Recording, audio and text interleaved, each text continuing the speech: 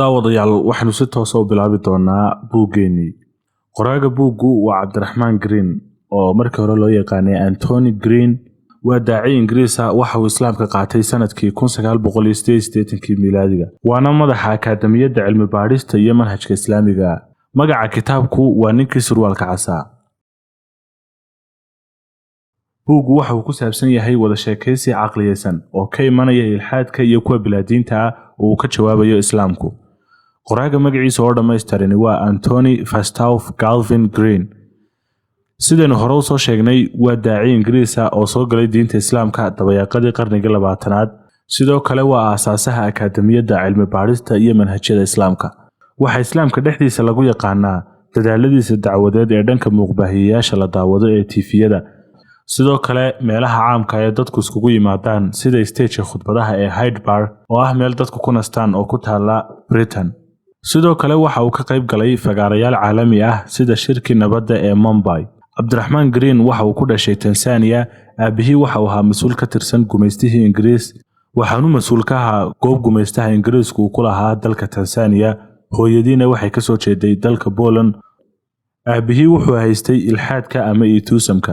hooyadiina waxay ahayd Christian waliba ka sii ah Roman Catholic. markii uu 2 sano jir ahaa ayay Tansaaniya qaadatay madax bannaanideeda. isaga iyo aabihiina waxay ku soo noqdeen boqortooyadii UK. wuxuu ka qayb galay ijtimaacyo fara badan oo lagu qabto kiniisadaha Catholiga ee Kiristaanka. markii da'diisu noqotay 11 jir ayuu aabihii u kaxeeyay Qaahira, caasimadda dalka Masar, oo uu shaqo ka helay.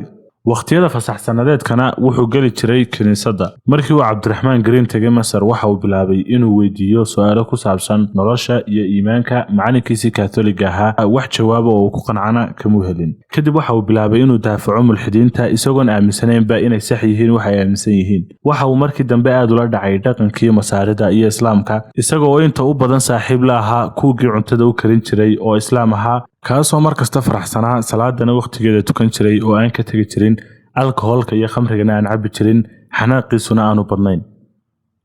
isku soo duuduuba Cabdiraxmaan wuxuu bilaabay inuu waqti ku bixiyo islaamka sanadkii 1987 miilaadiga, xilligaas oo uu helay Quraanka Kariimka oo ku turjuman af Ingiriisi. kadib wuxuu islaamka si rasmi ah u qaatay sanadkii ku xigay ee 1988. waxaanu bilaabay inuu dadka Britishka ugu yeedho islaamka. ilaa haddana shaqadaas uu wadaa isagoo da'diisu ay weynaatay. Cabdiraxmaan Green waxa uu guursaday 2 dumar ah oo British Muslim ah, asalkooda horena ka soo jeeday India oo ahaa Indian. waxaanu Ilaahay siiyay 10 carruur ah. haddaba kitaabku waxa uu ka koobnaan doonaa 7 cutub oo sidan kala ah. cutubka koowaad oo ka hadli doona bilaabitaanka safarkeena. cutubka labaad su'aalo bilaa jawaaba. cutubka saddexaad tijaabinta waxbarista qofka. 4 imtixaamid caalamiya. 5 doorashada shakhsiyadeed. 6 mustawa la yaab leh oo macluumaad ah. 7 tacaaliimta kitaabka. 8 dhammaadka safarka aynu soo bilownay.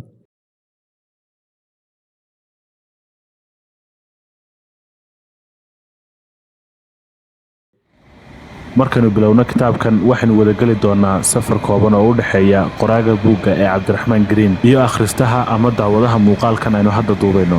waxay isku weydaarsan doonaan su'aalo taxane ah oo caqliga la weydiinayo, sidoo kale mantiq iyo logic ama cilmi ku dhisan. safarkan waxaynu ku gaari doonaa inuu jiro Ilaah wax abuuray subxaanahu wa tacaala, sidoo kale saxnimada diinta islaamka. waa kuma ninka surwaalka casi? muxuu u xidhan yahay surwaal cas ee aanu midab kale u xidhnayn? buuggu kama hadli doono su'aalaha noocan oo kale ah, laakiin buuggu wuxuu ku weydiinayaa qaabkaad ula tacaali lahayd ninkan surwaalka cas. wuxuu kuu kaxayn doonaa socdaal aad kala kulmi doonto natiijooyin adag.